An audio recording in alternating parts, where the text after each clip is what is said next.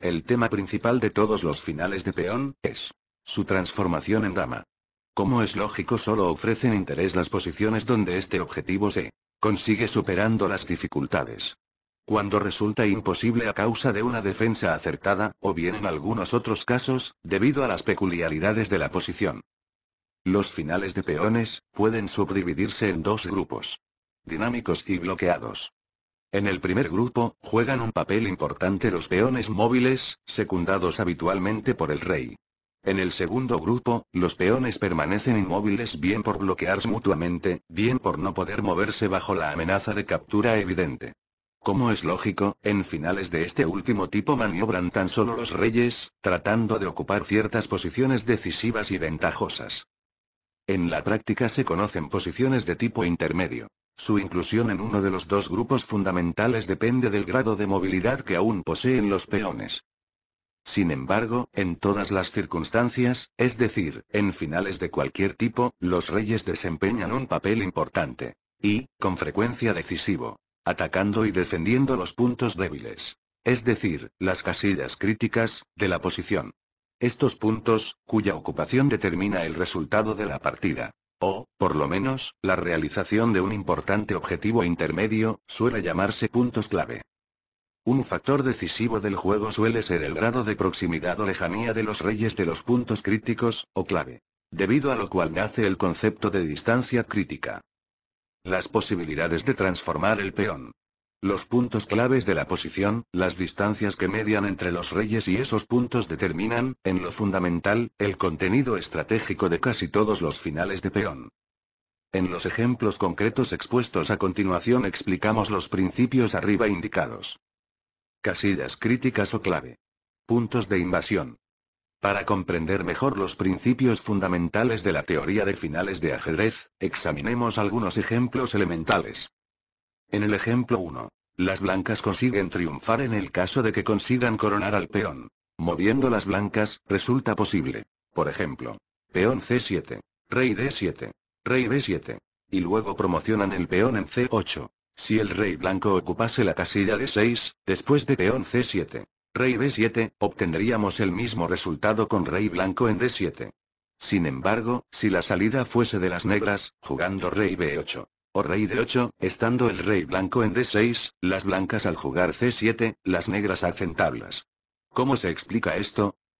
En el primer caso, las blancas consiguen ocupar con su rey la casilla B7 o D7, asegurando así la coronación del peón. En cambio, moviendo las negras esto resulta imposible.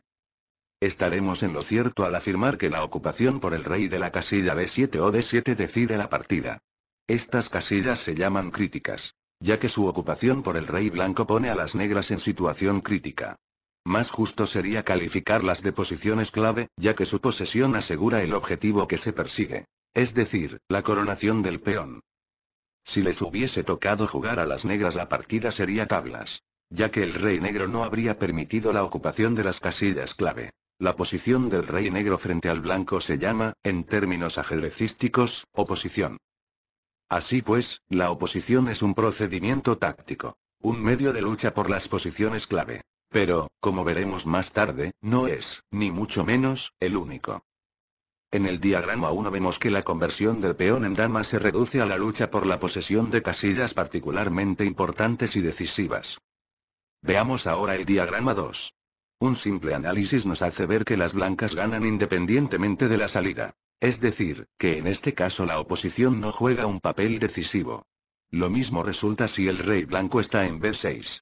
O en D6. Ahora bien, en el diagrama 2 las casillas B6, C6 y D6 son también clave, pues su posesión asegura la posibilidad de ocupar la B7 y la D7, y coronar.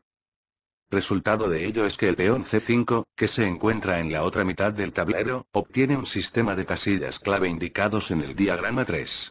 Tan pronto como el rey blanco ocupe uno de estos 6 puntos, queda asegurada la conversión del peón en dama, independientemente de la posición del rey negro y de a quién le toque jugar, a excepción, claro está, de que las negras puedan capturar al peón en la primera movida.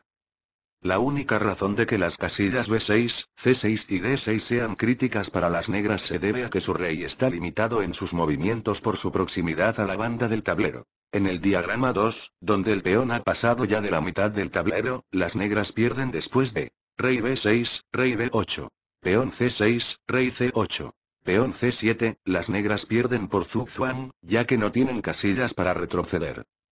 En el diagrama 4, donde el peón no ha pasado de la mitad del tablero, el cuadro es totalmente distinto. Después que las blancas juegan rey B5, rey B7, peón C5, rey C7, peón C6, las negras juegan rey C8 y hacen tablas.